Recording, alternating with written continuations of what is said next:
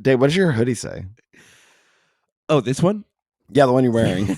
Yeah. No, the one in your closet that I can't see. I wasn't sure. I have a number of them. This one says Japangelis, Okay. like Los Angeles, and also like Japan, but also like neither. And that's clever. I went into a fun story, actually. Do you have a minute? Oh, I'm dying for a fun story. Okay. I went into this store in Little Tokyo in Los Angeles called Japangelis. That's the name of the store. That's the name of the store. And they have that word printed on a bunch of stuff. Okay. And I was like, I like that. Okay. And I bought this hoodie. Okay. Wow. I did not see that going there. But first, like follow-up question. Was that a coincidence? Or do you think they were they like, oh my gosh, we found all this streetwear that is the same name as our store. We should buy it all and sell it. Or do you think, to be honest, I didn't ask. I didn't even ask. I was like, so the only thing I did is I walked around and I said, how much is that? And he told me. I know I've been in a couple of stores with you and you won't stop asking people, how much is that? How much is that? How much? Like everything you see, you just point at it and yell at the clerk. And how much is that? How much is that? People know you. That's like your catchphrase. Yeah, Dave, how much is that, Gregory? Is what they call me. Everyone knows that. I know. That one was taken actually by a fan. It was almost your Instagram handle instead of Dave Wears Black. I know. But somebody else took Dave. How much is that, Gregory? Trademark pending. I know. I'm in the middle of I honestly shouldn't even be talking about this. I'm in the middle of a legal battle. We'll edit that out. A little middle of a copyright battle. Our fans our fan is crazy. We're men. Okay? That means a few things. Men sometimes have strange motives for the things they do. But we are still proud. For if a man loses pride in manhood, he is nothing. I'm a man. I'm sensitive. Confronted with their true selves, most men run away, screaming. Isn't this a strange conversation for men who aren't crazy? You make me want to be a better man. Hey, buddy. Hello, buddy. Welcome back to the Better Men Film Club podcast. That's what you're listening to. In case you didn't know, I say that every week because I apparently don't think very highly of the listener. I feel like you may have just stumbled on something and hit play and gone, why am I listening to this? Little condescending, but I love it. In which case, I want to be here for you to shepherd you through this experience. Everything's okay. You're listening to the Better Men Film Club podcast. This is the podcast where Nick and I use a lens of film to dissect, explore, and challenge the messaging that we as men have received in the last century or so from films, both the positive and the problematic, all in the hopes to be better. How are you doing, bud? You being better lately? I feel better. I feel better because we're back. We took a week off and now we're back recording again, and I've missed it. Yes. You took a trip on a little rocket ship that's a little Einsteins for people who have children. And you went to the City of Angels, which we know from the movie Armageddon. Also, I'm sure it's in there. You took a trip to LA. How many starlets did you see? Did you see anybody famous? I didn't. Only when you looked in the rearview mirror. Hey, that's you, buddy. You're famous. Yeah, seeing myself. Yeah, no, I didn't. I didn't see anybody famous. I did. I hung out in Venice this last time, which is new for me. I hung out like in Venice Beach, West LA, that whole area, and I love Venice Beach. Dude, I love it. Yeah, it was really, really great. It was full of a lot of really nice people who complained about how bad things have gotten. And isn't that just America? Yeah, I just wandered around a beautiful place where everyone was really nice. And I say that, like, I mean, I was like walking around like out and about at like 3 a.m. and at like 12 p.m. Like I ran the whole gamut, and I'd met nothing but lovely people and nice people. Maybe I was just really lucky. I did message you because it was super fun for me. I don't think I've spent that much time in Venice before. It's usually like in and out. Like I'm there on Abbot Kinney and that's about it. Yeah. But this time, like I stayed there. I was there a whole lot, and I kept walking around going like, why does this feel so familiar? Like I swear I've spent more time here before, and I haven't. I was like, man, does it remind me of San Diego? And no, I remembered it. It reminded me of Flaked, that incredible Will Arnett,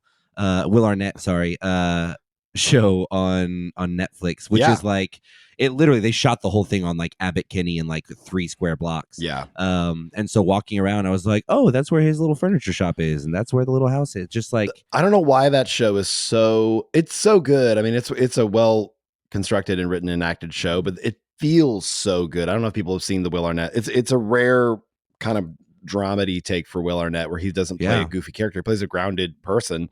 But man, that show is so good. I remember when that show and the show Love came out the same summer, and I remember just being like, Netflix is amazing. Like being like, oh, their original content is incredible. For those of you who are listening to this the week that this comes out, the Oscars nominations came out.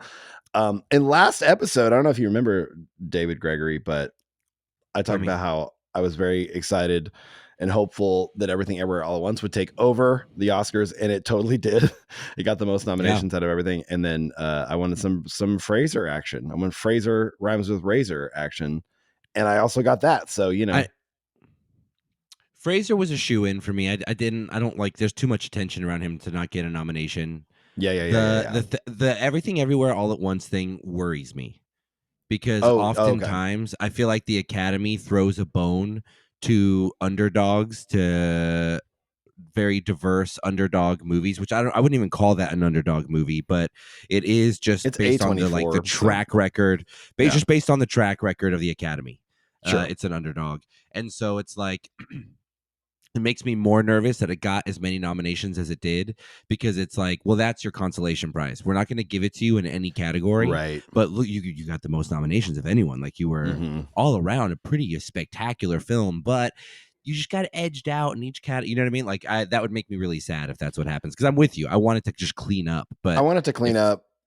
It's so interesting though. So the best picture, for those people who don't know, are I'll just list them off real quick and we can talk about it. But All Quiet on the Western Front, which I don't even know what that is. I'll be honest. I've been a little busy this year. Avatar: Way of Water, which I know you've seen, I haven't.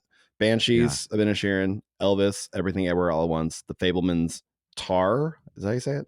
Tar, yeah. Top Gun: Maverick, which what? Triangle of Sadness, which what? And then Women Talking, which I also don't know what that is. Triangle of Sadness surprised you? It just made me happy. Like, I didn't expect. I don't know why. I've just heard nothing about it apart from our podcasts. Yeah. So and then also, no, I feel like I've heard quite a bit about it, honestly, on other podcasts. I hear a lot of other people talking about how they saw it, like in their little pre-show banter. Do you feel like Avatar: Way of Water was snubbed? Do you feel like James Cameron thinks it was snubbed? I feel like he was. I don't think he cares. I don't think that he's in this for Oscars. Like, it's the highest earning film, I think, of all time already. Yeah, it's already for sure. Like, it's already broken every other record that was set before it, and like on top of that, it cost $250 million to make it. It's made like $2.6 billion or something crazy. It has. Like, do we need to tell him, like, you know what I mean? Do we need to give him a reach around too, or can we just be like, hey, enjoy your millions of millions of millions? I feel like he does want it only because I'm the king of the world guy. I was kind of surprised that it got that nomination. Yeah, that is surprising, because it didn't get any kind of technical achievement as I'm looking at it right now. I also haven't seen All Quiet on the Western Front. I'm not going to see Elvis. That's the only one we both decided we're not going to see Elvis. I don't want to watch it. Dude, I don't lie. I genuinely don't love talking crap about people, but the whole Austin Butler Elvis accent sticking is the dumbest thing I've ever seen in Hollywood. Like, have you paid attention to this? I don't think I know what this is. No. Oh, so if you watch an interview with Austin Butler, the guy that played Elvis, he's like, hey there, pretty lady. He just walks around talking like he's doing an Elvis impersonation all the time. And they ask him about it, and he's like, no, this is just my voice. This is how I've always sounded, pretty lady. Hey there, you little hound dog. Like, it's the dumbest thing. I swear to God.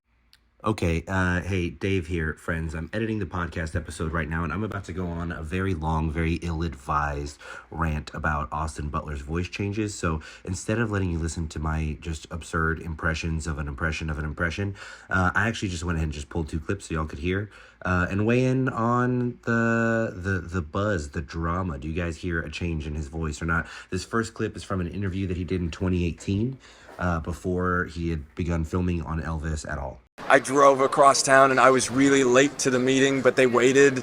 And so I was kind of the only person there. So it just, all the stars felt like they were aligning. Even though I was late and I hate being late, it was like, it felt special. It was kind of, I think. All right, and here is a clip of Austin Butler talking about the whole voice controversy on the Graham Norton show. Great show, by the way. Underrated show. I heard my publicist told me the other day, I try to stay off social media, so my publicist told me, people are talking about your voice and these sorts of things, and it really made me self-conscious for a second, because I thought, am I being phony? Is this not my voice? And maybe sometimes I have a Southern twang, but I don't think this is Southern. If I tried to sound like Elvis, I would sound very different right now. Don't do it. Yeah, I'm not going to.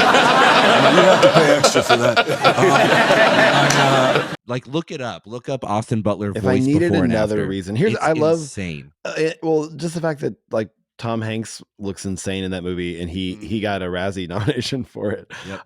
But then I love Baz Luhrmann. I think he's a genius, but this is such a weird move. Yeah, so was Great Gatsby, honestly. Great Gatsby was a strange move. It was, yeah. But yeah, so I don't know that I'm surprised it got a nomination or anything. Fabelmans I haven't seen, but I will. Tar, I have 20 minutes left in Tar. Tar is a weird movie, dude. Really? I haven't been able to figure it out yet. I watched it for about an hour before I had any clue what this film was about to do. And maybe I'm just really slow.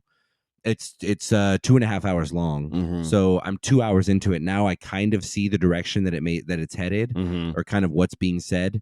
But I don't know if I'm going to love it, but I do think Kate Blanchett is unreal. Yeah. I'm gonna watch it for Blanchett for sure. Mm-hmm. Yeah. The fact that I can totally see her winning. Yeah. Because I also don't know. I think Michelle Yeoh should. Yeah. For Everything Everywhere All at Once, but Kate Blanchett absolutely deserves it. I haven't seen Blonde, so I don't know about Anna de Armas. Till Leslie, I've never heard of. I haven't seen The Fabelmans. The only thing I know about Andrea Riseborough is that there was some scandal around her nomination and how she went about getting it, but then that's been resolved now. So I don't really know how she went about getting it. There was an investigation for about a week, saying that she went up, her people or something went above and beyond some shady practices to try to get her nomination. Because people were like, wait, who's this kind of thing? And then they went ahead and said it was legit. Wait, was her management that guy from the Fire Festival that almost blew a dude for some bottles of water? Yeah. Yes. How did you know it was that guy? Oh man. I remember we were all obsessed with that guy for about a week. Dude, that guy's out of prison now, Fire Festival guy, and he's got another festival he's pushing. Oh yeah, I know. He was on TikTok for a hot second, and then everybody was like, "No, go away." And then Michelle Yeoh came out. I'm going to the festival. Oh, okay. Are we going to do a podcast from there? Yep. We couldn't get into a Fantastic Fest, but we will be going to the new Fire Fest. They probably love to have us. Yeah, I was curious about. I know we both love Top Gun Maverick, but was that a weird choice for you, or are you kind of like, all right? I dig it. I'm becoming less cynical, I think, in my older age, and it's making some media harder for me. I listen to a lot of podcasts from a lot of comedians and pop culture fanatics and experts and people who are in the industry who are talking about the industry, and I'm finding myself disagreeing with their cynical outlook on things more and more and more. Everyone is shitting on Avatar. I can't get over it. I understand it, but I do think it's super unwarranted. And then similarly with Top Gun, I feel like fewer people are willing to shit on Top Gun. Yeah. Because it is just so fun. It's so good. I think our expectations for Top Gun, though, were so low. Yeah. Nobody saw this coming. If we'd been talking about a Top Gun sequel for 9 years, we'd all be grouchy about that too. Yeah. But I think that's where I go this. So does the best film, it kind of goes back to, it's a similar argument of best actor in a leading role. Why is that never a comedy?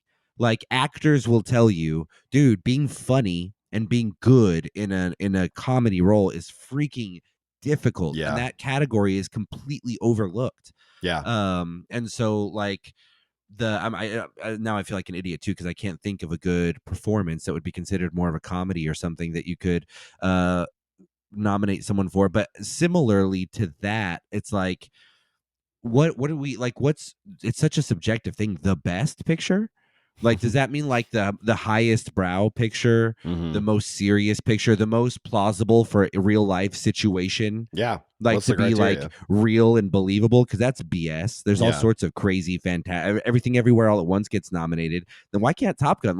Dude, what was the funnest you ever had in a movie theater this year? What's the best time you had? If I list those off, I've got Top Gun, I've got The Menu, I've got Everything Everywhere All at Once. Tar is not on that list. The Fablemans isn't on that list.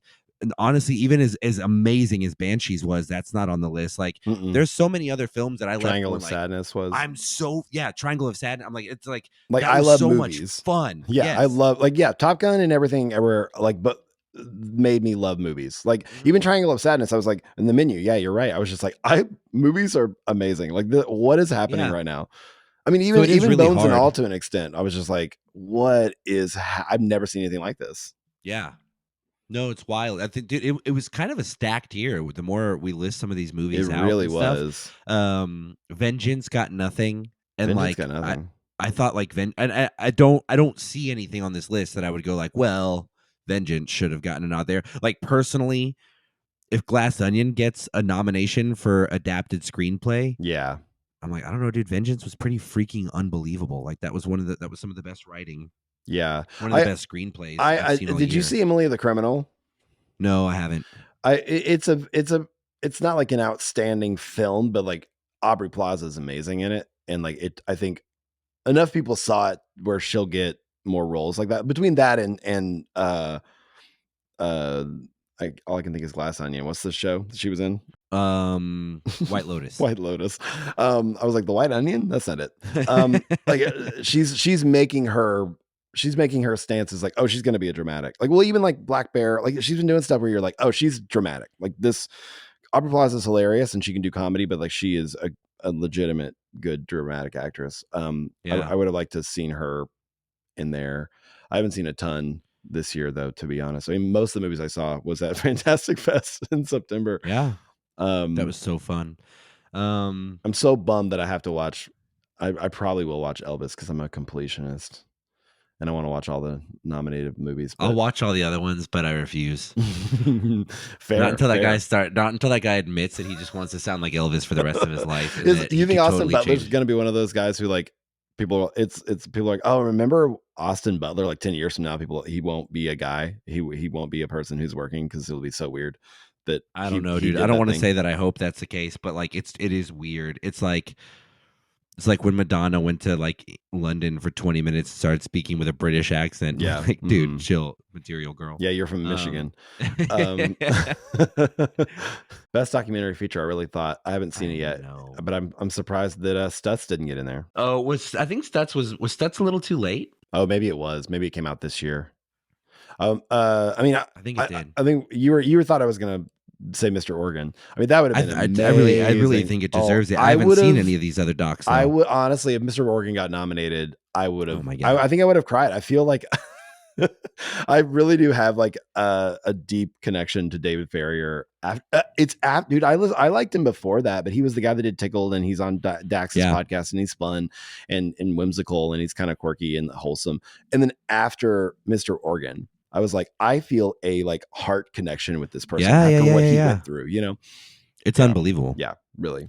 Oh, I'm so glad that The Batman got nominated for Best Sound, because the whole time I was like, you guys hearing this? Are you guys hearing what I'm hearing? Are you guys hearing all this sound? Oh, listen to this sound in The Batman. Dude, are you hearing this sound? Are you hearing it though? Like, I mean, you watched it with me. Yeah. We all saw it, but did you hear it? I kept turning to you and being like, yeah, but dude, are you hearing this right now? You're like, dude, are your ears even on? Yeah, those are all great films. It's funny. Like the more I watch, the more I go, man, this is a tight race. Mm-hmm. I didn't feel like it was a tight race when I came out of Everything Everywhere All at Once. Coming out of that film, I was like, that needs to win everything, everywhere all at once. But I need to rewatch it. I've only seen it once. You only saw it all at once?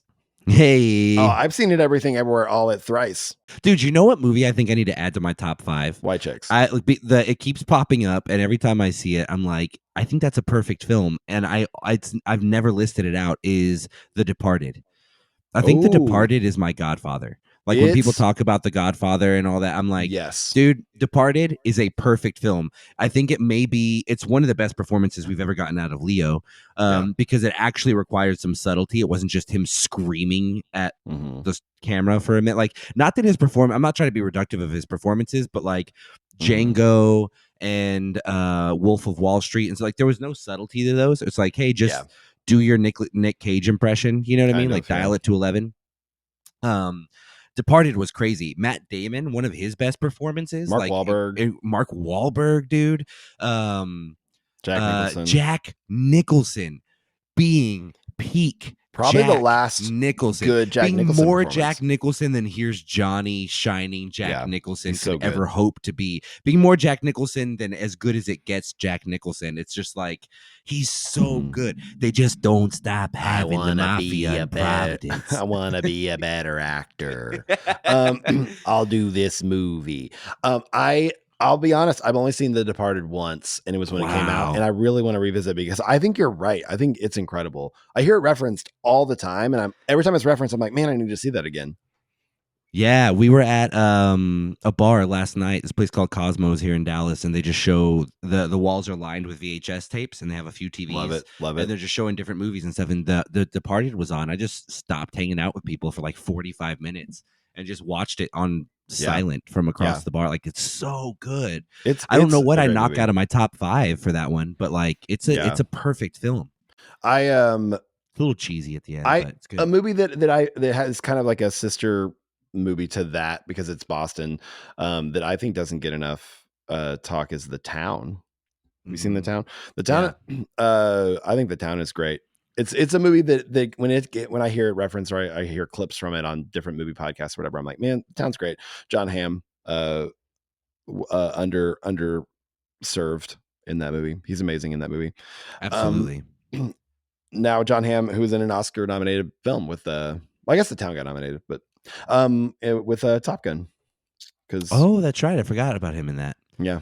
Everybody does.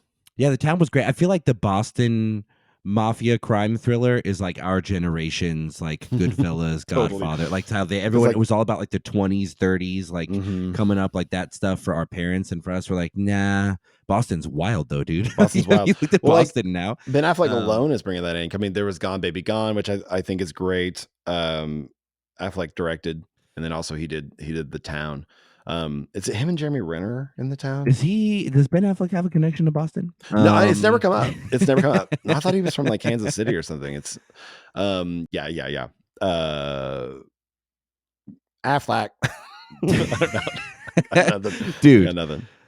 Have you been keeping up with his viral moments from the Grammys at all? Love it that so was much. So fun.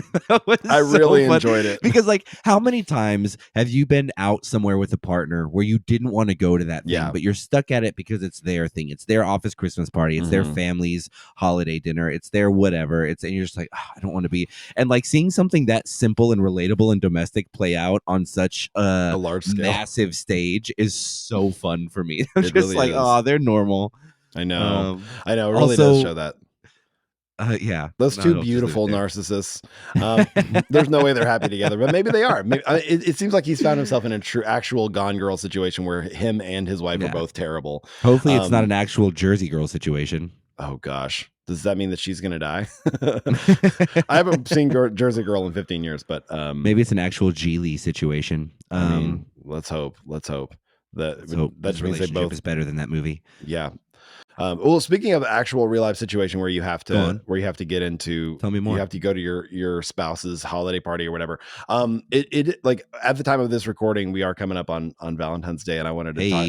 I feel like it bears some kind of mentioning, because Dave and I are fans of like just unashamedly. We love love. We are fans of love, but we also like I love romantic comedies. Like, heck yeah. Like truly a well-made romantic comedy is like my bread and butter. Like I will put that on. We've talked about One Fine Day a bunch. You like that more than bread and butter?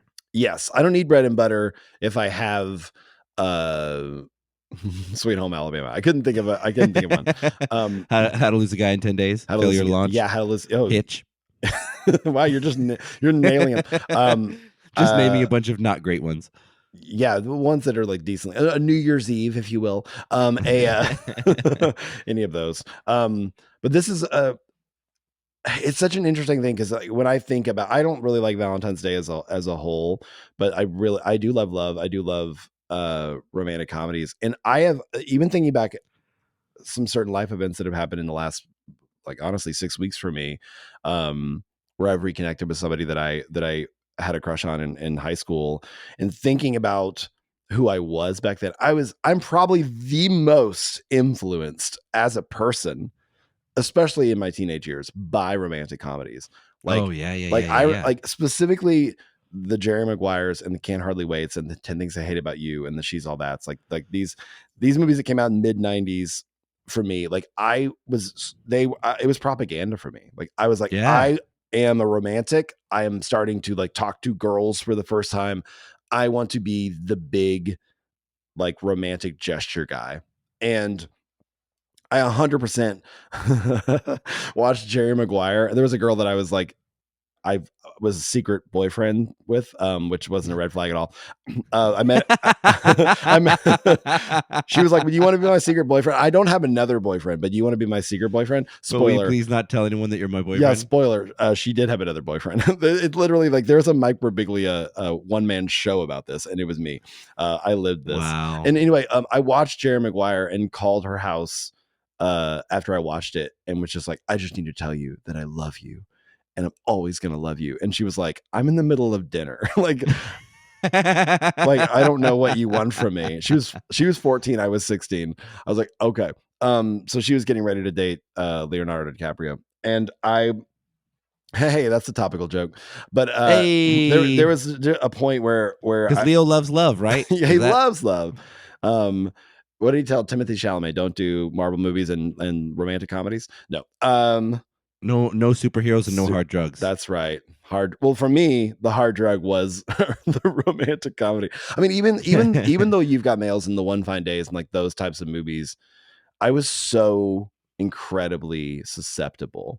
And honestly, there's the opening crawl or the opening like dialogue or narration of the movie 500 Days of Summer, which is a movie I want to talk about on here at one point. He says like Joseph Gordon-Levitt's character sees The Graduate and takes away the wrong message from it. Like that that was me with every romantic comedy. Gosh, I was just such a little, and I know you were too, but we were like little mushy boys. Yeah, how did I not take away the wrong messaging for everything? My favorite movie is High Fidelity. I'm not even counting that as a rom-com, but like Rob Gordon was not an anti-hero to me all through high school and college. I was just like, this guy's got it figured out. yeah, he's like me. Come on, Laura, get your head out of your ass. It's true. No, I absolutely rooted for the wrong people in every single one of those movies. And it's wild going back and watching them now. I remember my last relationship just showing a bunch of these movies, especially the ones that she hadn't seen, and her being like, "This isn't good." And I'm like, "Oh yeah, I'm learning a lot about myself. I'm learning a lot about myself, about how much I love these movies." I think the only one that I've watched that I loved as a kid that I think holds up now is When Harry Met Sally, which is kind of, I mean, it has its issues because it was made in 87 or 88 around that time, but it was definitely one of those that it brings up a lot of really good points. I haven't seen that in so long, and I want to rewatch it. That would be one of those that like because Kate isn't super into. She doesn't like keep up with like the trending whatever or like pop culture. She doesn't have the encyclopedic knowledge that we like to think that we have. But like she still knows like when we're out like that. Oh, I made that I'll have what she's having joke when we were in Austin a couple weeks ago, and I was like, "That's from that movie." She's like, "No, I know the scene." And I was like, "Have you seen that?" And she was like, "No." But like I know the scene. Yeah. And I just like that to me, I'm like, that's zeitgeist right there. For like sure. That's a love it or hate it. Like this movie is now important. You know what I mean? When my wife knows anything about it. Yeah. It's that's a big deal. Kate is the litmus test. Yeah. Yeah. Do you have any movies like that you watched when you were young and you just romanticized a character that if you watch now, you'd be like, "Oh, that guy's way too whiny and has no boundaries"? And yeah, well, so I mean, High Fidelity, I don't know that I would classify it as a rom-com. I think it was a rom-com for men. For sure. In retrospect, I've never thought about it that way, but talking about this ahead of the podcast and thinking about like kind of some of these problematic love films and stuff like that, one that stands out to me for sure, we talked about this a little bit before, is Love Actually. I know it's more of a Christmas than a rom-com. It's absolutely a rom-com though. Totally. It's kind of classified if you're going to choose Christmas or rom-com, it's a Christmas movie. Yeah. But like just a movie about not one couple that should be together, except for maybe the kid who sings to that girl. You just go like, what a group of folks. High Fidelity was one too, where you're just like, dude, this guy is not. This is wild. This is like, this guy is not a good guy. He's not someone that you should that you should want to see yourself in necessarily. Yeah. You know? Well, I mean, we did a whole episode on it, but it's really, which is one of my favorite episodes we've done, just because it's one of those where we're like, interesting. Okay, this is the guy we're rooting for. Yeah. And I can't root for him to succeed in the relationship. But I am rooting for him to be better. Like, dude, please get your shit together. Which is an interesting. I don't think that was the takeaway maybe the Nick Hornby had in mind when he wrote that. I don't know that it isn't, like, knowing other Nick Hornby movies and stuff like that. I guess About a Boy, like, they come around pretty well in that. Yeah. But yeah, I don't know. I mean, I think, is Juliet Naked problematic? Not problematic, but I mean, it's he writes real characters. I think Nick Hornby is good at writing people that, like, he's like, hey, I don't like, I'm gonna be pretty honest about who this guy is. You know what I mean? Like, it doesn't pull any punches. I'm trying to think of others like I also loved rom-coms growing up. Like, we kind of grew up in like the golden age of the teen rom-com, though. Like what you were just mentioning right now with She's All That. I got Kate to say the other night, like, again, she's not someone who has a favorite song or a favorite movie or a favorite actor or a favorite, but we were out, you know, she had a couple drinks. Her head was in what we like to call spinning leaf. Is the mindset where it's just like, hey, just roll with it. Just say what's coming to your mind. Don't think much about it. She was feeling good. Yeah. And I was like, quick, favorite movie. And she was like, what?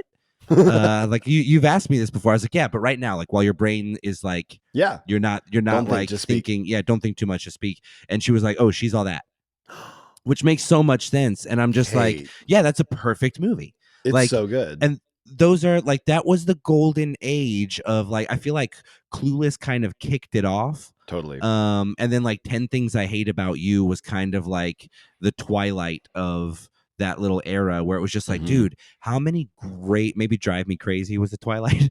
Yeah. But like, how many great fun teen rom-coms were there, you know? So many. There were so many fun ones. And while those were coming out, we were still getting You've Got Mail. We were still getting like You've Got Mail just dunks on Sleepless in Seattle in every form or fashion that it can. Sleepless in Seattle is one, I guess. Dude, Sleepless in Seattle. That one's pretty jacked. Sleepless in Seattle is a movie that the kind of like the Nora Ephron, it really like set. I mean, I don't know. It's hard to say because I'm thinking about, you know, the When Harry Met Sally's, but like it really did set the gold standard, and which is so crazy because watching it now, I don't like anybody in that movie. Like in Sleepless in Seattle, you're like, like, I mean, even Tom Hanks's character, it's so creepy. The level of access that kid has. Creepy. Everything about it is creepy. Everything about it is creepy. I don't blame the kids in that movie for trying to escape that situation because they run away. You're like, yeah, I don't. No crap. I don't blame them at all. But that did set a standard of like, oh, this does well, let's make a bunch more. And then through that, we do get I mean, You've Got Mail, I think is a better movie.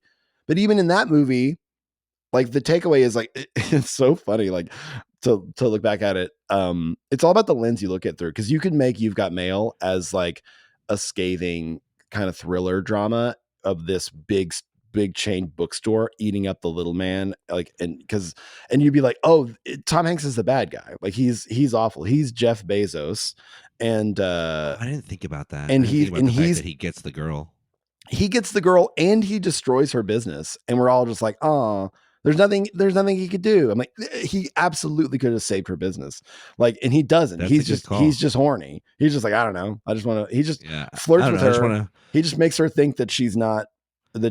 He's playing with her the entire movie. Dude, calling him Jeff Bezos is so accurate, and it's so deeply upsetting to me. He loves that he's like, it's cute that Tom Hanks is like stringing her along in the movie, but in real life you're like, dude, just tell her that it's you, and also tell her that he loves playing both sides of it. It's cute, but it's not in reality. You're like, yeah, in reality, it's like, you are like terrorizing this woman. Yeah, I really want to sleep with her, so I can't tell her that I'm putting her out of business yet. Yes, exactly. Like, and then when he does put her he doesn't have to put her out of business. He knows that she's going out of business. He cares more about his business than he does about her. But it's so crazy, like looking back I at didn't it. think about a lot of that. That's frustrating. I know. I watched a bunch of TikToks on this too, and it really blew my mind. Like, it was just like I watched all these TikToks where people would be like, "Hey, here's a movie that we all were like, yay!" And then, but if you look back at it, you're like, "And it's and it's definitely like that is definitely a big one where like because it's Hanks and what's her name? Why can't I think of her name? Meg Ryan. You just are like, yeah, we love them. Honestly, the only Hanks Meg Ryan movie that holds up and you love them together is Joe versus the Volcano. Have you seen that movie? That no shit is a perfect movie. It's so good. It does not. And it's one of those. It's kind of. I wonder. I'd like to rewatch it. I haven't seen it in a minute because I wonder how much of that movie is like kind of like the Star Wars syndrome where you go like that movie's incredible and then it's really what you mean is that movie's important, but rewatching it is tough because like Star Wars was shot in the 70s, so the pacing is like horrible. But I don't know if Joe versus the Volcano was like that or not. I remember it being just exciting and original and bizarre. It's absurd. It was kind of a yeah, it was just so quirky. You're like, what the heck? It's like so Meg Ryan plays like 3 different characters. It is. It's a satire, and it really is. It's silly. It doesn't take itself too seriously, but it also their connection and their like the two characters in that movie. The main characters you want to be together. Like you really do believe in their. I remember like I watched it a couple years ago, and I was just utterly delighted by it. It's like, oh, I totally get why they were made into more movies, like the Hanks Ryan connection. But in my opinion, I love for all blind spots aside, I like Sleepless in Seattle and You've Got Mail for like nostalgic reasons more than anything. And Dave Chappelle's great, and You've Got Mail like. It has a lot going for it. Steve Zahn is in. Yeah. Parker Posey. There's a lot of really good moments in that. Even like Tom Hanks's wife, Rita Wilson's in Sleepless in Seattle. She's great in that. Rob Reiner. Not as good as her crowning achievement, for me. Oh yeah, it's That Thing You Do. The Oneaters. She's so good in that movie. When she's trying to sleep with you're no good to me now. You're no good to me now. Oh, I lost you, didn't I? Yeah, but is the band going back on? You are my biggest fan. You are my biggest. When are we gonna do That Thing You Do episode? Everybody wants to know. I don't know. I know everyone does want to know. I really struggle with that because like it is like it's a special one. Dude, it's crazy to me because I've gotten used to this podcast now. It's crazy to me how many episodes we've done and how early we did some of the big ones. Like I already want to do. I want to do High Fidelity and Ex Machina and I Love You Man again. We could because and I think we should wait a while. We should wait till we have a reason to pull them out of the vault, maybe a fun guest or something. Yeah. But like it really does feel like, man, we did those so early on. We did. Yeah, I know. We really out of the gate, we couldn't wait on a few of them. I Love You Man feels like the most obvious because it's so like there's not a more perfect movie for our podcast, but totally. But it is interesting, like looking at the chronology. That's what I was thinking earlier today. The chronology of all of these things, what influenced what, which is a lot of it is just some of it's kind of flukes, like as far as like romantic comedies go, because I think it really all kind of seemingly started being a bankable thing when Annie Hall gets nominated. So Annie Hall is kind of the first classic quote unquote romantic comedy that's not like a fun one from like Spencer Tracy or something. Never seen it from back then. Really? Yeah. Am I allowed to say that? Yeah, that's fine. And be on a movie podcast. I guess now I am. Now right? you are because it's like not... 15 years ago they'd be like, "What?" People now are like, "Yeah." And I'm learning how to separate the art from the artist. As far as like being able to discuss their art without being like abuse noted, but like Annie Hall it's the same thing when you watch The Graduate now. You're like, oh, Wes Anderson watched this. And I was like, and said, I will make this movie over and over again. In the same way, Annie Hall, you're like, oh, I understand. I think, and this might be blasphemous to some people, but I really do. I hang my hat on 500 Days of Summer. I think 500 Days of Summer is a better Annie Hall. Like Mark Webb took that and I think improved upon it.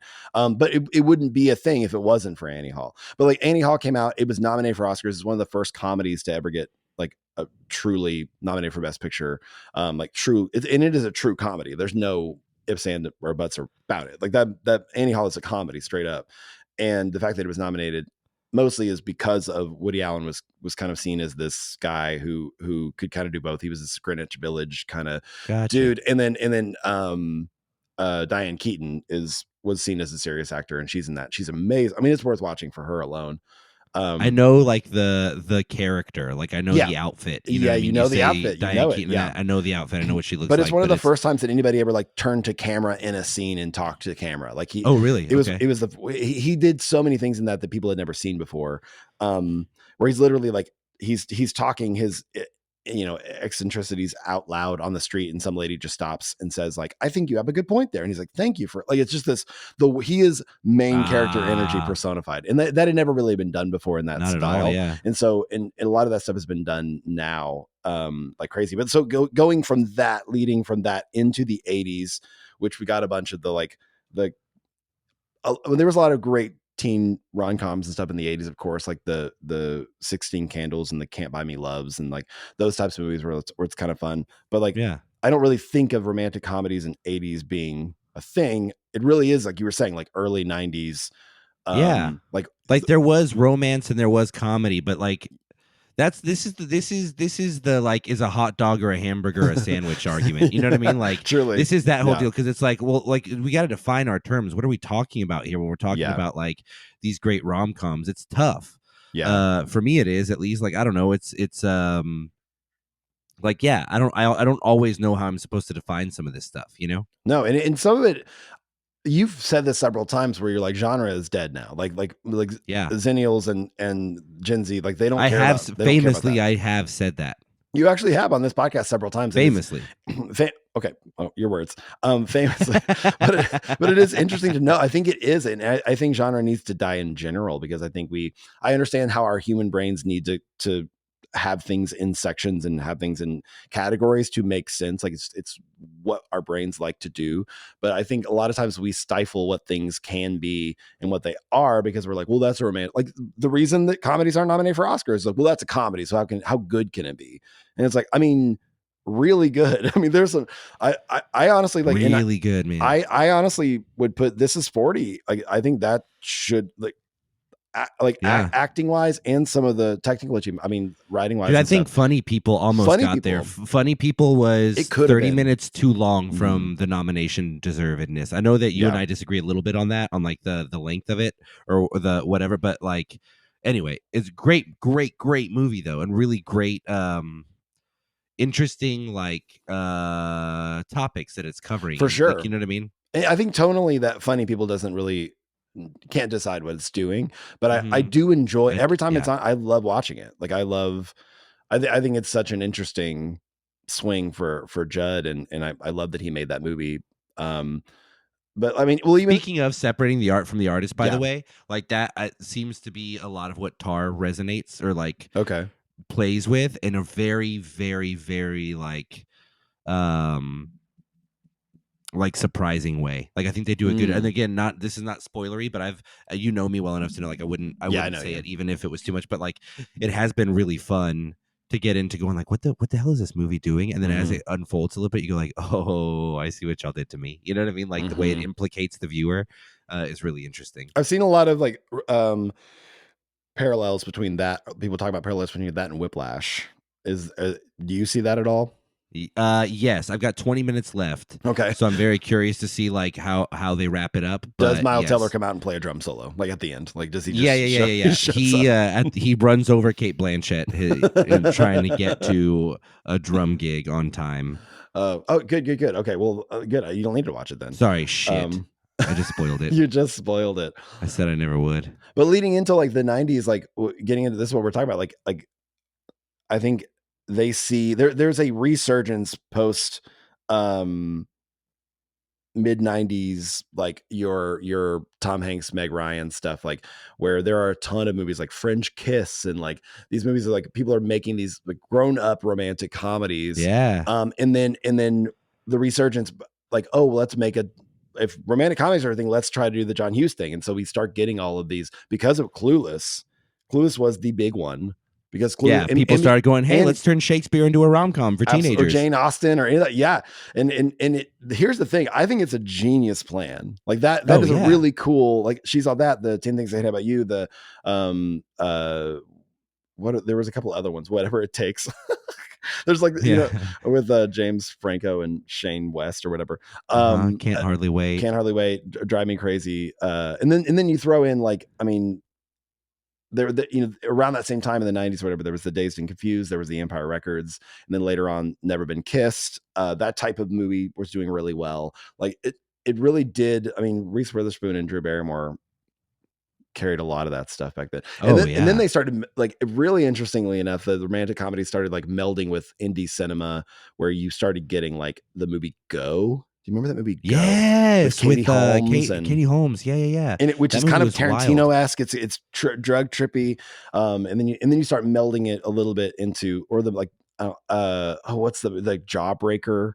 There's a lot of these movies where you're just like, okay, what is happening now? Which Jawbreaker isn't really a romantic comedy, but it's a teen movie. And then it started blending into the WB era of like the Dawson's Creek type movies with like Varsity Blues and or like American Beauty. Speaking Problematic, absolutely. So it's just so interesting, like I love Varsity Blues, by the way. Oh, I do too. Playing football in West Canaan might have been your life, but I don't want your life. I just want to make sure people know when I go like, hey, this movie's a problem now. Like I'm just conflicted about how much I love them. For certain. No, absolutely. There's a bunch of those that I'm like, okay, but I do love it still, even Jerry Maguire, like Jerry Maguire was a very huge one. I was waiting for you to mention it. Is a very big movie for me. Like Jerry Maguire was the first Cameron Crowe movie. It's a very big movie. It's huge. Well, I mean, we talked about this before with like the David Spade thing, where he like invented all of these, literally like these axioms, these joke formats that have permeated culture, and people don't know where it comes from. Like I just recently started dating somebody who like doesn't know a ton about movies, and stuff like that, like very similar to your wife, Kate, and like similar to my wife, Kate. But she will quote things, and I'm like, do you know what that's from? And she's like, no clue. And I'm like, that's from I Love You Man. Like she says Totes My Goats, and I'm like, do you know what that's from? And she's like, I had no clue. I just heard people say it. And same thing with amazing. But the Jerry Maguire has those things with You Had Me at Hello, with well, in the same scene, in the final scene of that movie, he says, you had me at hello, and then also you complete me, which are two things that have been used so many times. Austin Powers was the first one to use the you complete me with mini me, and like that's kind of where it blew up from that too. Like once movies start quoting other movies, it's like, okay, well, this is just in the zeitgeist. But Jerry Maguire was like the first Cameron Crowe. It's one of those things where people don't realize. Yeah, people don't realize where that comes from anymore. You know what I mean? Once it gets in there, it's in there. I also hear it a little bit, and not to the same extent at all, with I'm just a girl standing in front of a boy asking him to love her. Like Notting Hill. I hear that I'm just a blank and standing in front of a blank asking them to blank, you know? Yeah. And I just go like, there's no way Gen Z knows where that comes from. No you know clue, what I mean? No. And I have no problem with it. It irked me for a while, and now I'm just like, oh, that's so cool that's getting some shine. Mm-hmm. This is great. Like we talked about this again, but before with her and with Eternal Sunshine, how like people are just pulling audio clips from these movies and making TikToks to them, and they're just like, oh wow, what a poignant line of verse. You know what I mean? I'm just like, sure. If that's like if I wrote that and that's how it was living on in perpetuity, I'd be like, hey, it's living on in one form or fashion. You know what I mean? I'm immortal, sure. So yeah, it is. It's so true. That really is the way to become immortal. Well, even like I've seen a lot of people like Eternal Sunshine's a great example, because that is one of the more romantic movies that I can think of, and it's a movie about the end of a relationship. Crazy. That'd be a great movie. I haven't watched it in so long. Oh, I want to. Like, do you really want to ruin your night? You know what I mean? Like, it's true. Like it's an incredible film, but do you really want to ruin your night? It will ruin your night in the way that Her ruined your night. Like it's that kind of movie. Like worse. But worse. I've seen that movie, like not memed, but people taking scenes from it and putting the dialogue at the bottom. And I'm like, it's been made. I mean, that's a movie from 2004. It's making the rounds more now than it ever has. And maybe because the algorithm knows that I follow a bunch of like movie accounts and stuff. But gosh, it's an incredible film. But I love that that's happening. But so So where do you land on like Valentine's Day in general? Because I was saying this before, I think off mic, about how Kate and I went to we did our Valentine's Day thing Friday, the 10th, because Valentine's Day is on Tuesday, and I thought adults chose to celebrate on the weekends, like because we're grown-ups. Because we can do what we want to do, and everyone was like, "Y'all are doing Valentine's Day." Like we ran into other couples that were like, "Oh, how sad you're not making time for each other on Tuesday." I was just like, "What? This is so weird to me." So but much like, judgment.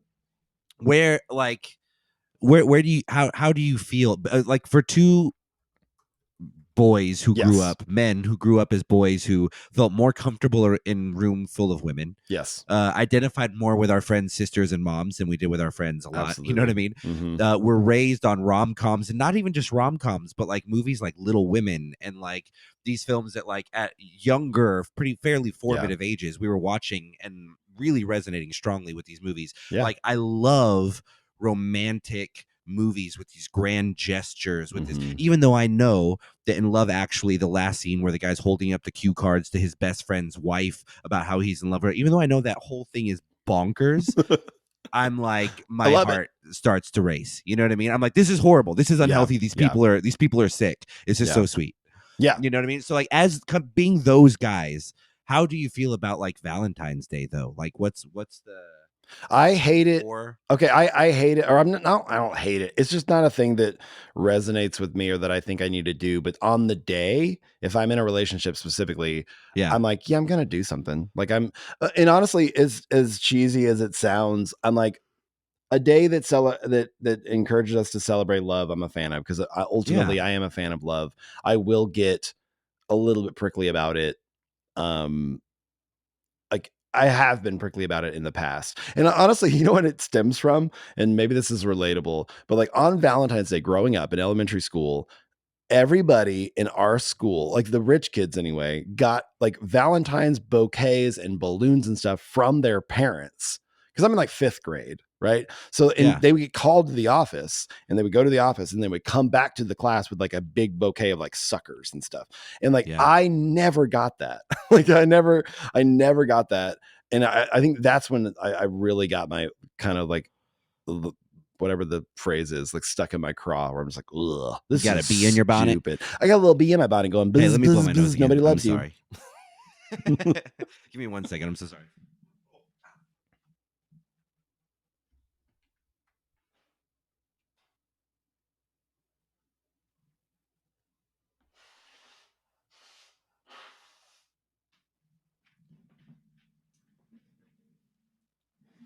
Hey, that bee's a liar, Nick. I love you.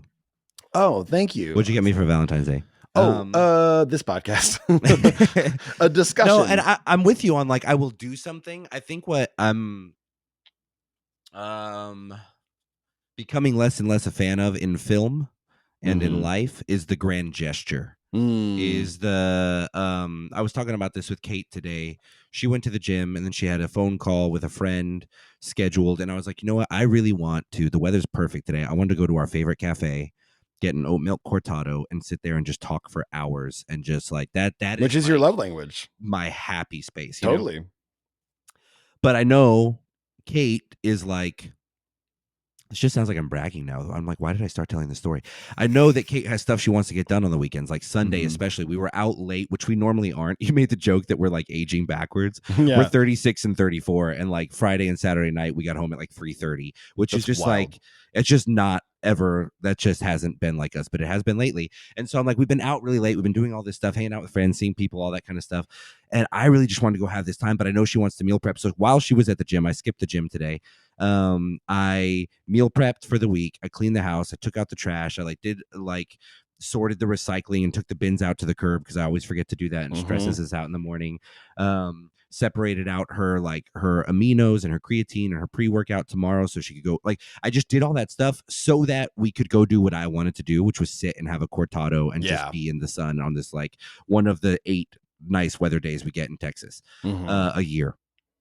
And so I don't know, I think like more and more I'm appreciating like realism and subtlety in life and in relationships and in movies, and like the movies that to me are like honestly like Bones and All, like, let's just be regular people. You know what I mean? What a great quote. Let's just pretend to be regular people. Do you want to be regular people? Like, I'm like, that's so goddamn romantic. Totally. Like, you know what I mean? Totally. Even like for my issues that I had with it at the fest, it's an incredible film, Banshees of Inisherin. Yeah, that's a very dramatic movie. But the way that movie wraps up and the way that those people are very realistic about who they are and how this relationship will or won't continue on, I'm just like, God, that's so realistic. That's so freaking incredible. Like, some of my favorite films recently that I watched, and again, like the ones that we were talking about earlier, Her, and those are not rom-coms, and but they are about love. Eternal Sunshine, yeah, they are about love. I'm like, there is a realism and a subtlety to it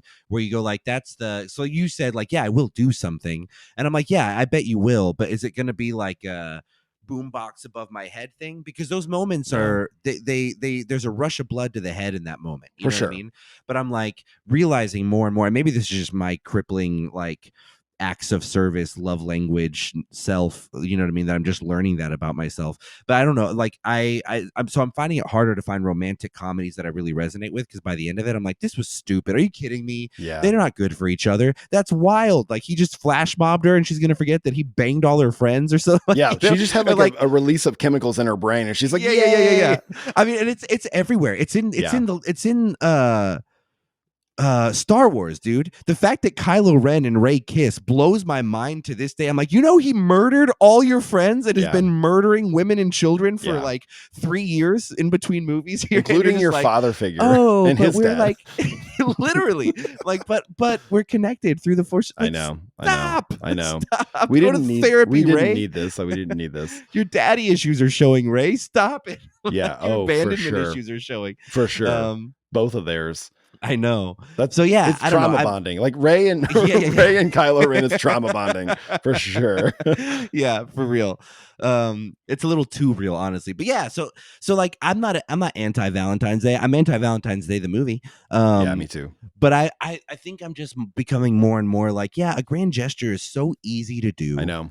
And it's so easy to manufacture. Like, but you like, I sound like such an old white Baptist pastor. Did you take out the recycling though? Did you tell her how good she like? Like, here's the thing, dude. dude. How did you make time to sit in the sun and sip your cortado today? The point that you're making though is a good one, even though you're doing it in a dumb pastor voice.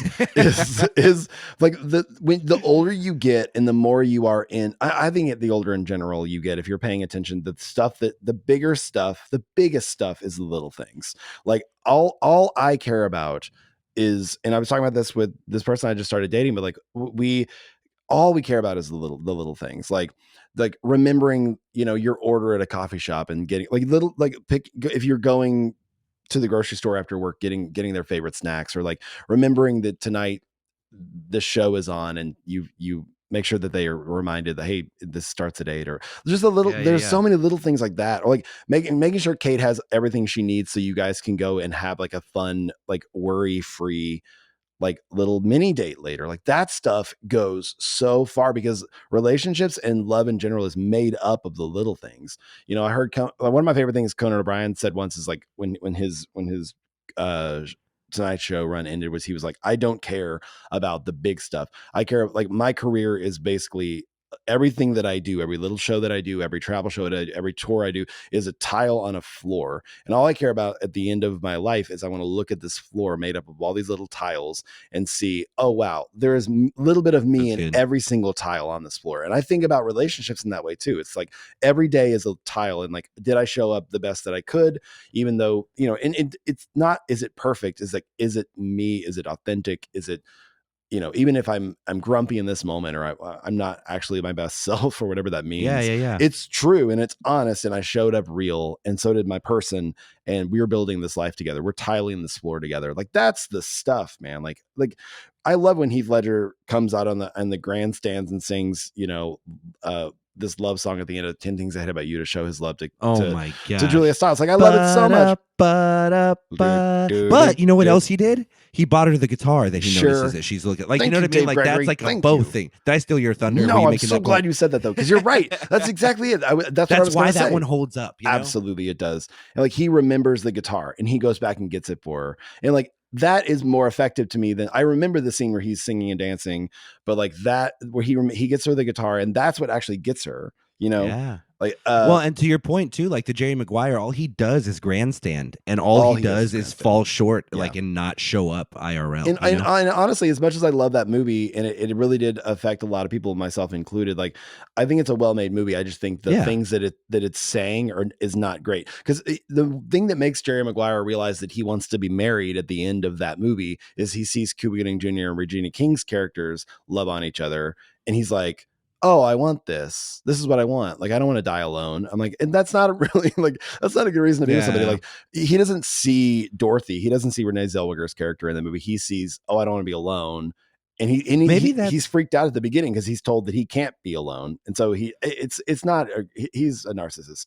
I could be wrong. I'm going to follow this mental thread and verbally process, but welcome to our podcast. That may be part of what I think that may be part of what bugs me about it is the idea that like the grand gesture, the grandstanding, that whole thing oftentimes is fear motivated, right? Yeah, it's like, totally. I need to get something back, or I need to keep myself from losing, or I need to, versus like the little small tedious stuff is very rarely fear. It's much more often like, hey, and I hate that I'm using my own example here or whatever, but it's like thinking today where it's like, I really want to go do this thing today, but I know that she's not going to enjoy that if we don't have these other things in She'll line. have this on her mind. I wanted to go work out, but I'm going to not go. I'm going to let her go, and I'm going to stay behind, do this other stuff. Dude, that's so we can go romantic, do this other thing. And it's not like fear motivated. It's, I want this. They're going to want this. So let me do this so we can both have. Let me take this off her mind. Yeah. I know that they will appreciate that. They'll value that. Versus, I do think a lot of times, like we were talking about this early on about like all the early stuff we used to do romantically for each other.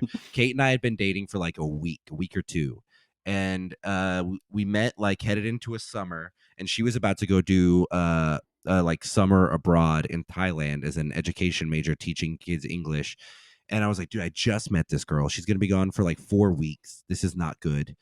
She's going to forget all about me. Like the dopamine's going to wear off, and she's going to come back and not be. So I gave her my iPod, and I made 4 playlists on it. 1 for the plane ride there, 2 for the time when she was there, and 1 for the plane ride back. And then I wrote her a letter for each week, and she had to like wait to that week and open it and listen to that playlist for that week that like corresponded with the, like, I did this whole thing. David but like, Gregory. as sweet as all of that sounds, that was 100% fear-based. That was please don't forget about me. How do I manipulate and force this woman into falling in love with me? Yeah. In 2 weeks before she leaves for Thailand, or while she's there, while she's having this other great experience, how do I make sure she can't forget about me? Which is such a fear-driven, self-centered, narcissistic view of like, how do I remind her while she's in Thailand having this incredible experience? How do I make sure she's thinking about the little brown boy back in San Antonio, Texas, who's trying to fall in love over here? Because we think we're not enough to think about on our own, so we have to make. Because I was that kid too. Yeah, absolutely.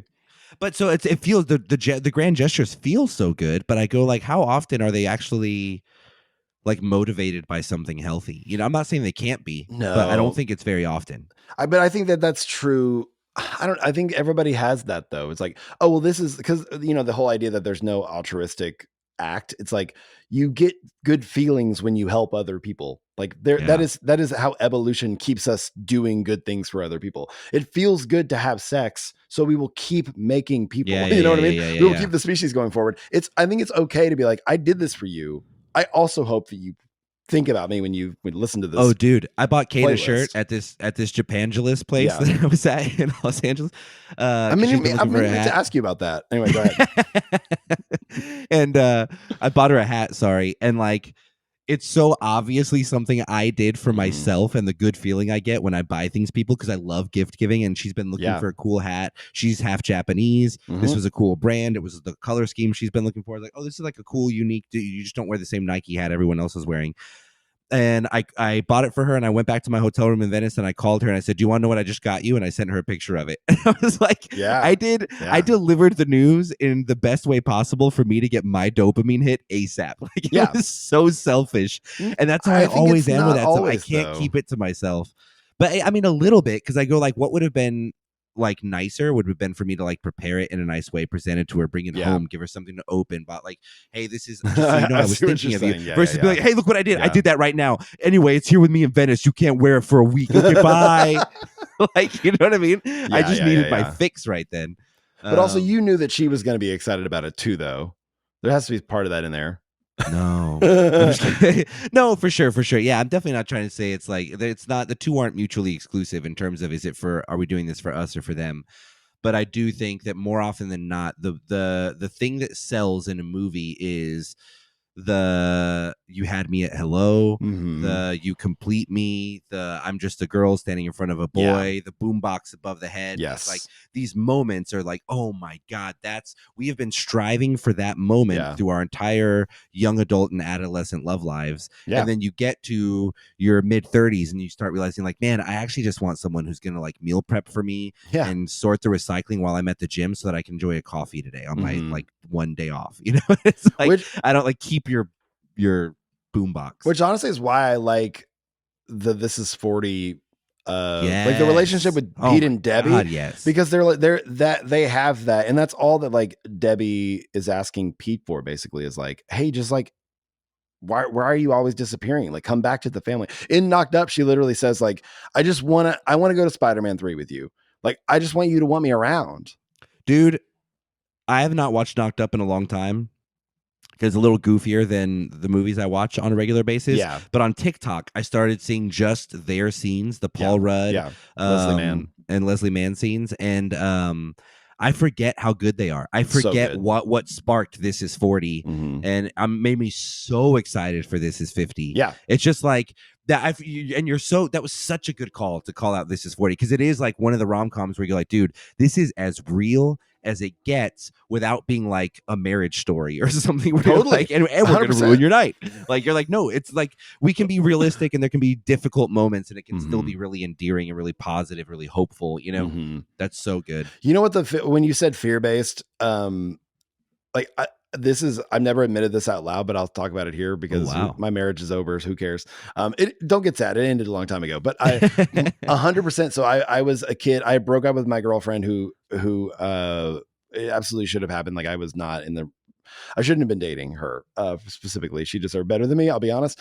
In that moment specifically, and then I watched the movie, The Family Man. You know this movie? Nicolas Cage, Taylor Leone.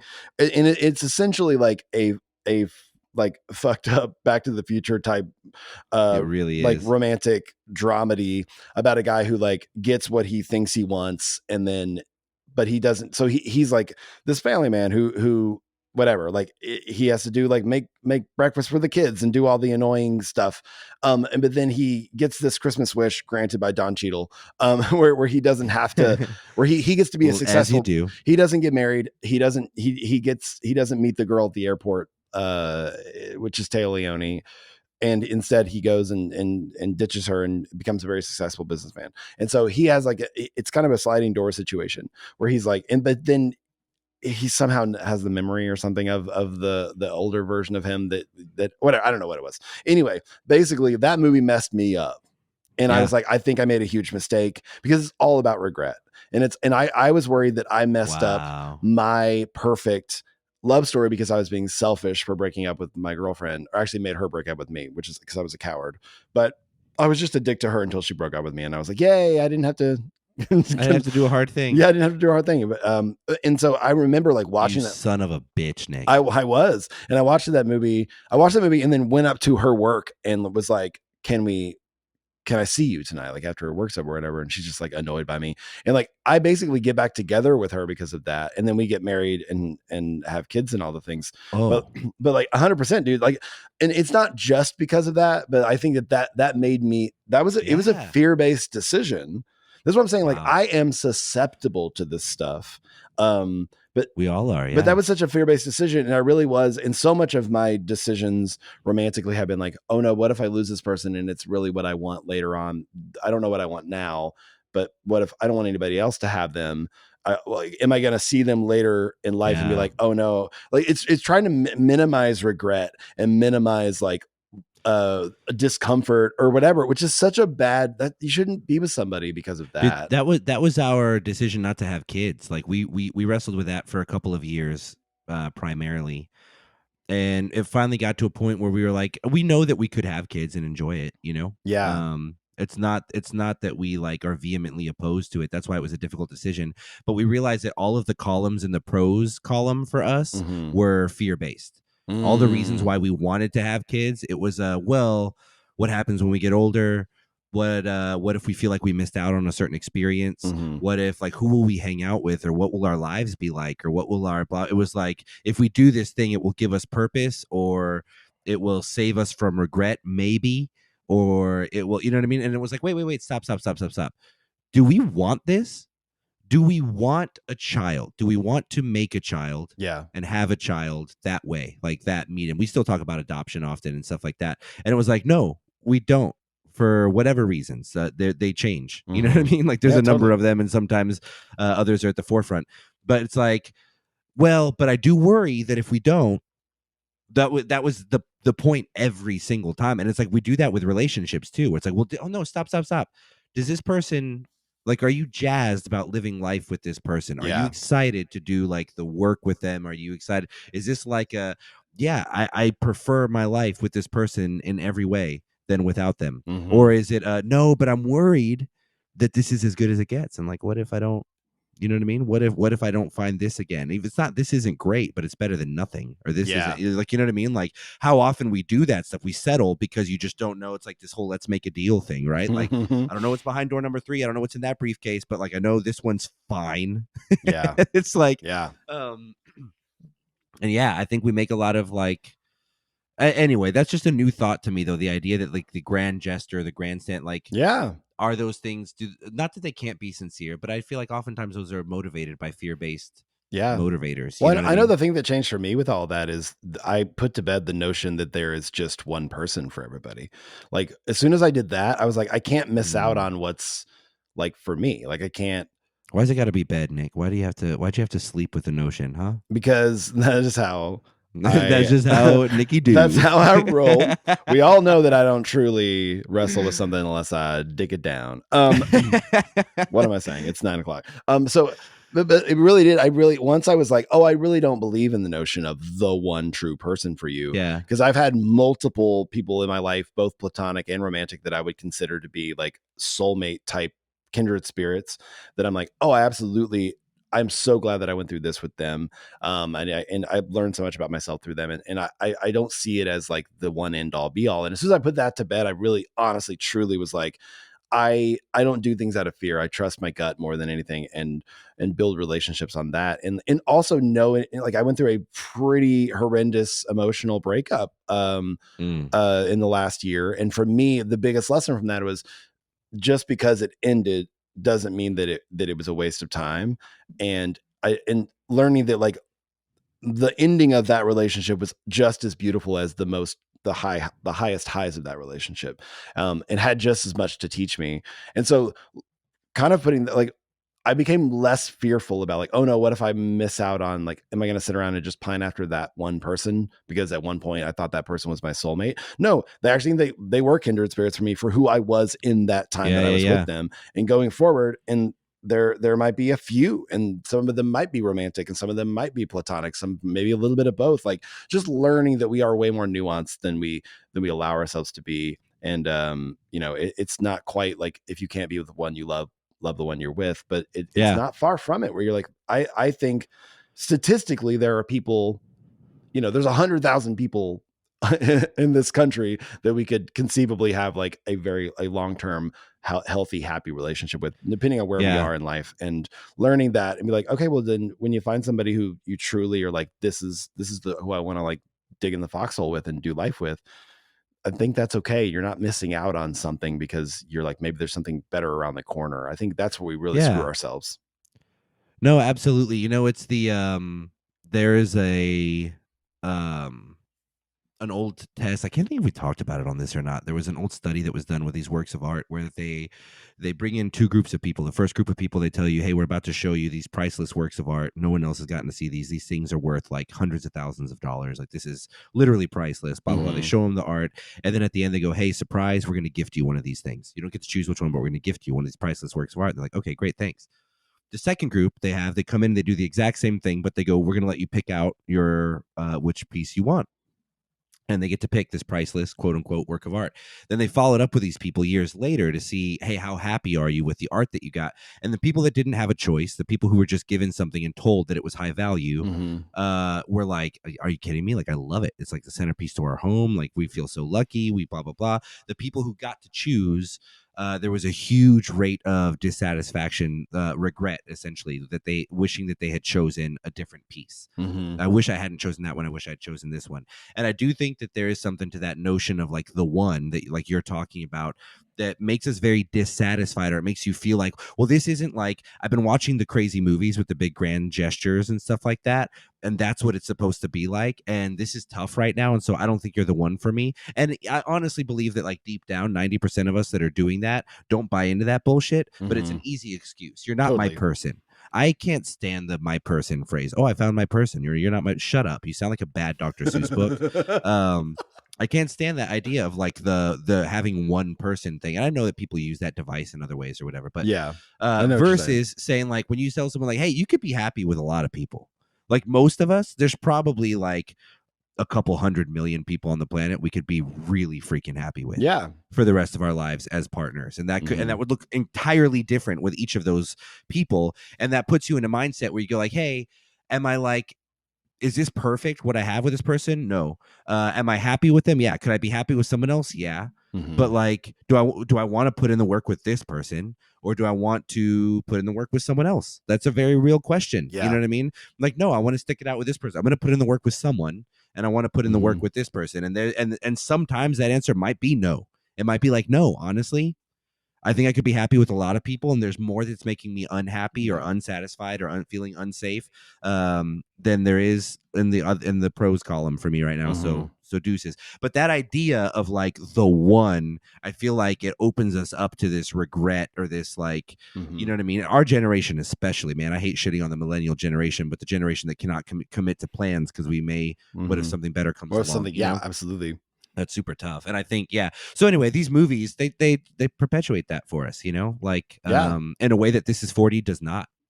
Did we just arrive at the fact that that's a perfect rom-com? I really do think it is. Like, I remember watching it in the theater with my now ex-wife, and us turning to each other and being like, okay, so have we talked about that movie? That was real. We haven't done it. We've mentioned it a few times, but it has not been discussed at length. It definitely needs to be one of those that we talk about.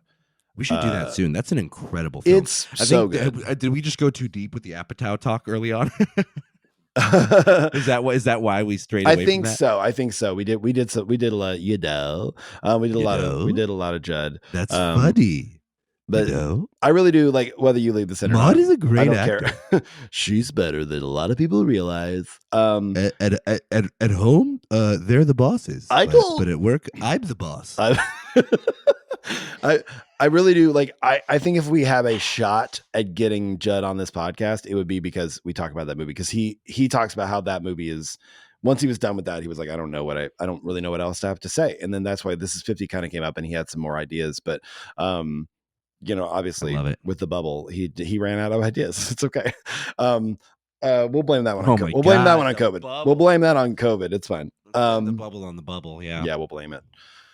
But no, This Is 40 really is in the same way that, and here's what's crazy. And we talked about Oscar stuff and whether like, why aren't comedies nominated and stuff like that. I think I would put, it's not an Apatow movie, but it's definitely a cousin to it. But I think I Love You, Man is the perfect movie when it comes to like true male friendship. And then, and This Is 40 feels like authentic, like partnership. Like this, there's no like the fact that we didn't get to see Pete and Debbie in This Is 40 fall in love. We just are meeting them where they are. I don't need to see that. I maybe honorable mention to Barb and Star go to Vista Del Mar. Hundo P. This is the most realistic depiction of female friendship that I've seen. It's so true. It's just you and me going on vacation and quoting movies the whole time. Like sitting front row with David. What was our movie? Didn't we had a movie that we pitched to Apatow on this podcast. What was it? There was a really good, was it an I Love You Man spinoff, or was it a This Is 40 sequel? I can't remember. It felt more I Love You Man. I don't remember. So our eagle eye viewers will go back and listen. Nobody's going back. And no, I don't know. I think. Oh, you know what it was? It was. I love you, dudes. I love y'all, or something. Was that? It was about a. Was it about a thruple? A platonic thruple? Is it Hey Buddy? Hey buddy. I love you, buddy. I love you, buddy. A platonic thruple. I can't remember what it was about. I give up. Yeah, if you're gonna make bros, make that one at least. Yeah, but yeah, I don't know. I mean, I think we've said everything that can be said about the Oscars and rom-coms and Valentine's Day. If I'm being honest, I think we solved the holiday. It's true. And what's interesting about, the last thing I'm going to say about rom-coms and stuff, it's interesting. Like just mentioning a few of the ones you mentioned off, like the problematic ones with the boombox above the head and then the Jerry Maguire stuff. That's Cameron Crowe, man. He did Say Anything too. And so, right. Cameron Crowe is really like almost single-handedly. But what's funny about that is Say Anything has that iconic In Your Eyes, Peter Gabriel boombox above the head. Say Anything is a very good, accurate, romantic teen drama.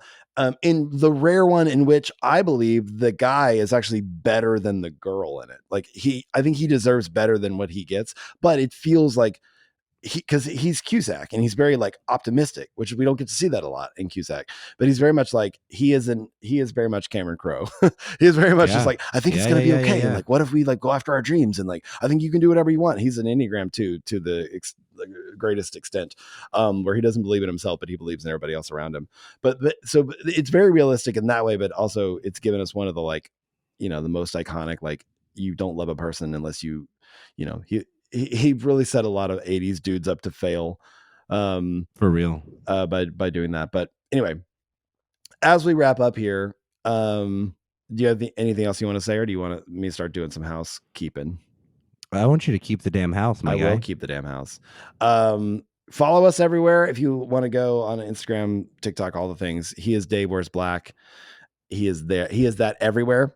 He also wears black everywhere. Yeah, that's real. That's real. I took a picture in my friend's bathroom yesterday because I was wearing a beige sweater and I just wanted to document it. Well, there you go. I've seen him. The end of that story. He wears beige. I follow his old Instagram, Dave Wears Beige sometimes. It's pretty Dave good. Wears Beige. Dave Wears Beige. I'm at Nick Flora everywhere. We're at Betterman Film Club on Instagram and TikTok, and then at Betterman Pod on Twitter. Write us bettermanfilmclub@gmail.com if you have any thoughts on anything that we've said. We are very accessible. Reach out, tell us your thoughts. We will highlight the positive and ignore the negative because we are too fragile to deal with that right now. Just not egos. Not in this economy, guys. Like, you just can't handle it. No, this is our safe space. Get the out. The Two Woke Bros safe space. That's our new podcast. Okay, you had the quote last week, Dave Gregory. Do you remember what it was?